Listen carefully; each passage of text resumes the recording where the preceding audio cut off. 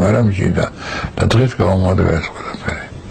მეუფეილია სემინარიაში გვასწავლიდა და პატარა ბავშვით გვივლიდა ხოლმე.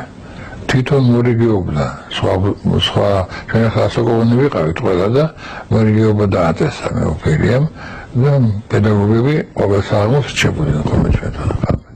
და თვითონაც ყურებულობდა მონაწილეობას მეუფელიას.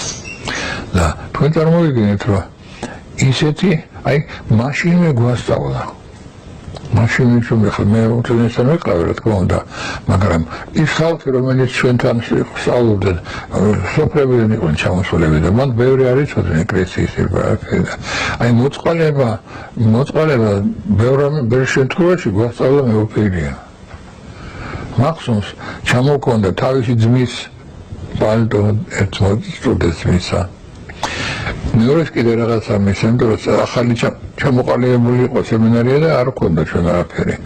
სახლებიდან მოვიტანეთ ქვეშაგებელები და აი იქიდან დავიწყეთ სწავლა რა არის ქვემოქმედება. და დღეს არ არსებობს ეს. ერთ ბერს კითხეს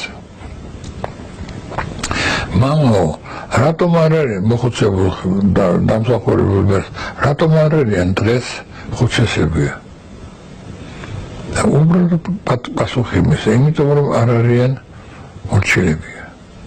და მორჩილები რატო არ არიან და იმიტომ რომ ხუცესები არ არიან. აი ჩვენ რომ ხუცესებთან ვიზრდებოდით, ვაგვირდებოდით ძალაუნებურად, მასთან რო ხარ აგვირდები, როგორ იქცევა, საჭმელს როგორ ჭამს, წყალს როგორ სვამს, ან როგორ ხუმრობს, ან როგორ ბრაზობს. და ამას ნელა ვიმახსოვრებდით. ქსიამოვნებდა თუ არ ქსიამოვნებდა, ხომ მაინც ვიმახსოვრებდით.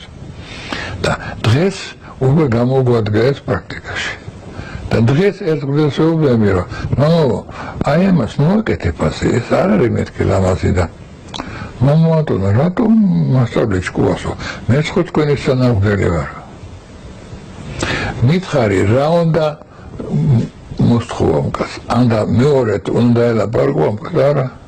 ეს უკვე შენ აღარ არსებობს. თუ კი იძახის რომ მე შენი სანამოწვარე ვარ.